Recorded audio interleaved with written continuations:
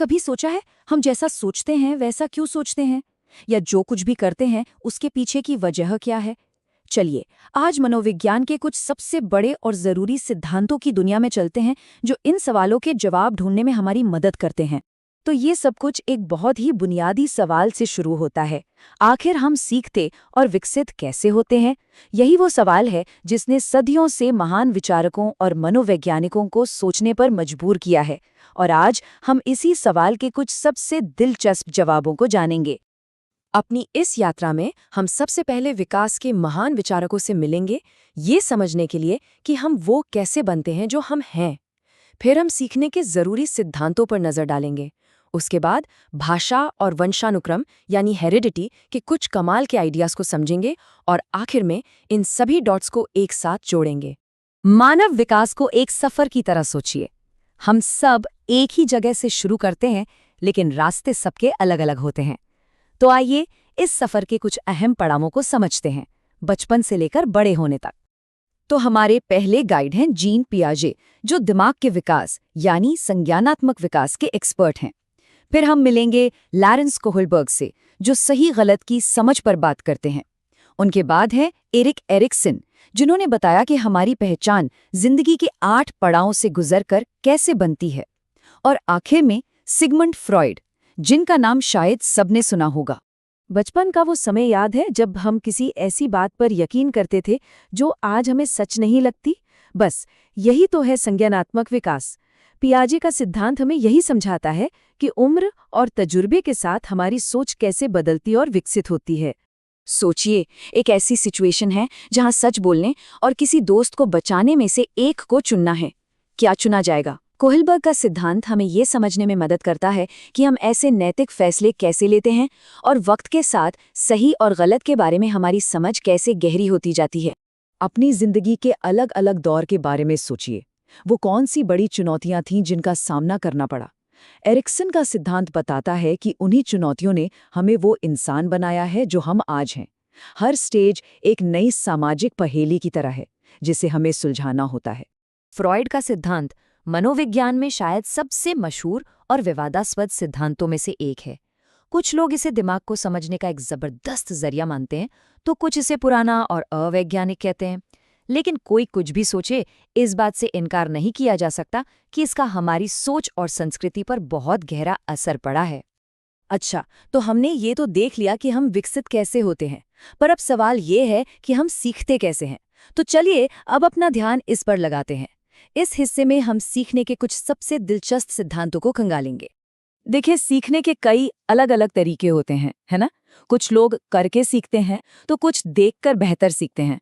तो इस सेक्शन में हम सीखने के कुछ मुख्य सिद्धांतों को देखेंगे और ये भी समझेंगे कि ये हमें ये जानने में कैसे मदद करते हैं कि अलग अलग लोग अलग अलग तरीकों से क्यों और कैसे सीखते हैं। मान लीजिए कि कोई पहेली सुलझानी है। एक तरीका है कि बार बार कोशिश की जाए, गलतियां की जाएं और आखिर में हल निकल आए। और दूसरा तरीका है कि दिमाग में अचानक से बत्ती जले और आहा वाला मोमेंट आ जाए। थॉर्नडाइक का सिद्धांत है प्रयास और त्रुटि के बारे में, जबकि कोहलर का सिद्धांत है उस अचानक आई सूझ के बारे में। कभी ऐसा हुआ है कि कुछ अच्छा करने पर इनाम मिला हो, जैसे होमवर्क पूरा करने पर चॉकलेट मिलना? ये क्रिया प्रसूत अनुबंधन का एक सीधा साधा उदाहरण है। स्किनर का सिद्धांत हमें यही समझाता है कि कैसे इनाम और सजा का इस्तेमाल हमारे व्यवहार को एक शक्ल देने के लिए किया जा सकता है। क्या कभी ऐसा होता है कि रेडियो पर कोई गाना बजे और वो फौरन किसी खास इंसान या जगह की याद दिला दे? ये क्लासिकल कंडीशनिंग है। पावलोव का सिद्धांत हमें ये समझने में मदद करता है कि हम कैसे दो अलग अलग चीज़ों को एक दूसरे से जोड़ना सीख जाते हैं।